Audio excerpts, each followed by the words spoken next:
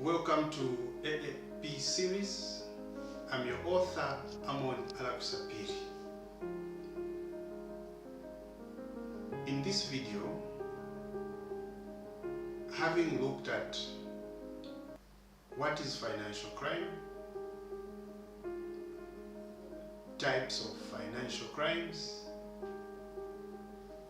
in this video we are going to understand why do criminals commit financial crimes? What motivates them to commit financial crimes? There are various reasons why criminals commit financial crimes, but the common ones are 5. The first one, financial gain. So, financial criminals will be involved in terrorism financing. Okay? They will be involved in money laundering. They will be involved in corruption. They will be involved in all those illegal activities for one primary purpose: personal motives or external circumstances for to gain monetary profits. So the first reason, the first motive, the first reason for committing financial crime is to have a financial gain. The second reason is greedy.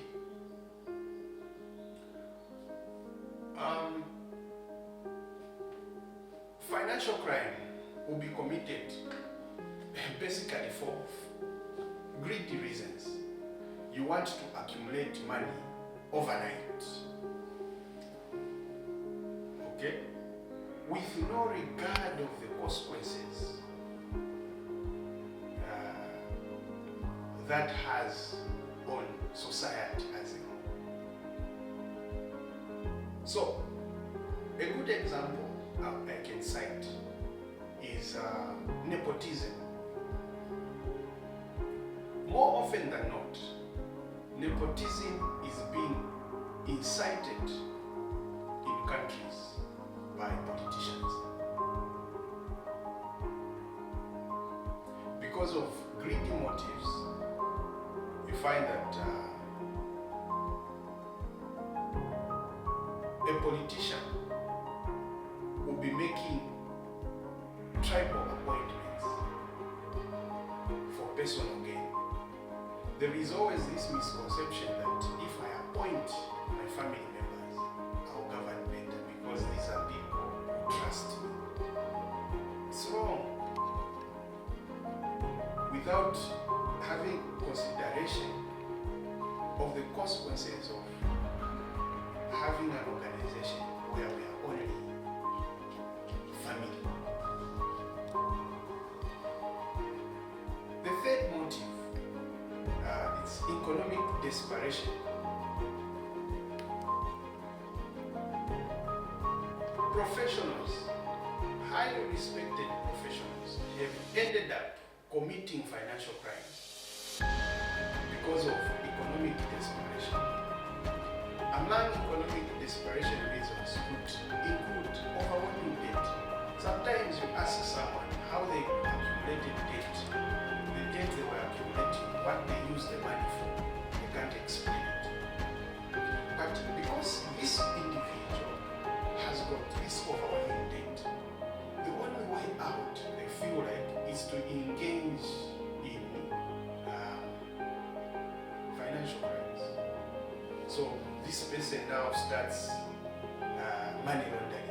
They go out, print fake notes, engage themselves in lending of monies so that somewhere they are able to clean the money and be able to sort out debt.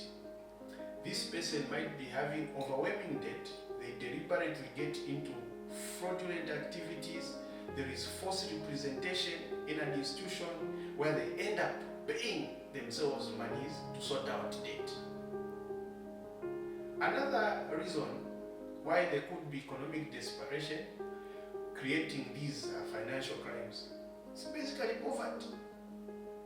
So because of poverty, someone will be so desperate to immediately accumulate resources so that they come out of abject poverty. Another reason could be unemployment. So you have this economic desperation because of unemployment. Someone is forced to engage in Ponzi schemes. They just heard from a colleague that there's PMG.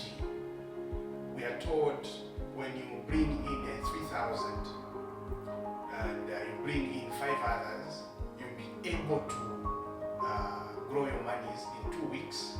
Then you're going to get paid 4 P.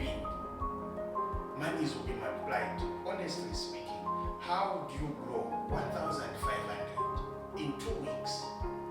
Miraculously, without production, to end up having figures like 6P, 6,000, kwacha, 6,000, 7,000, 10,000.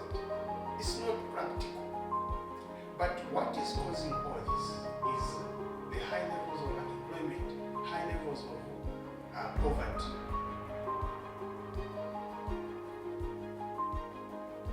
Number 4 motive, it's lack of ethical values.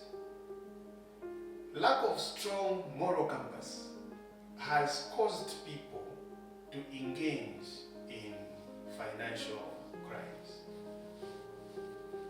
You know, imagine you are a respectable profession, like myself or any other accountant out there.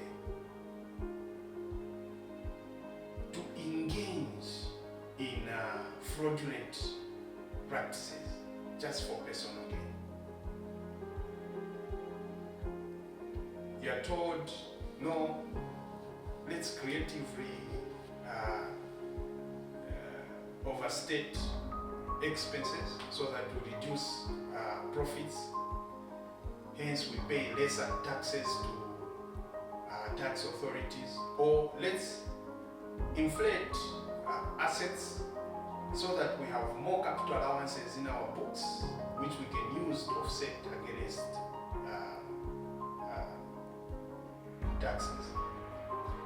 This borders on one's integrity.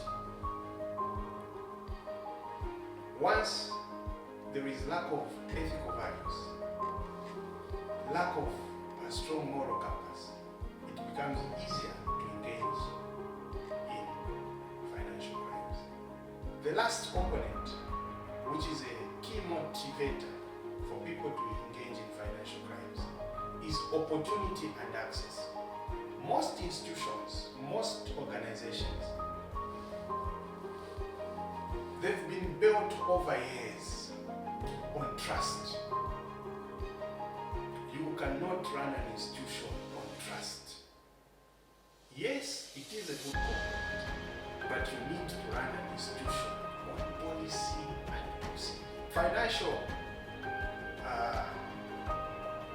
Financial crimes, financial criminals has been on the rise because professionals with access to this financial information, professionals with access to this non-public information have been aided to perpetrate financial crimes because of an opportunity you find in an organization where they don't even have an accounting procedure manual which guides what an officer is supposed to do and what not to do. People have taken advantage of lack of a human resource policy manual to perpetrate wrong things in institutions. So, corporate executives have managed to get into serious transfer pricing scams because there is no transfer pricing policy which should guide the institution on what to do. Ladies and gentlemen, financial crimes being perpetrated by financial criminals has evolved over the years, and the only way to make sure that there is sanity in our society is through our governing bodies coming up with anti-money laundering policies. Thank you for watching this video. Subscribe to the channel and suggest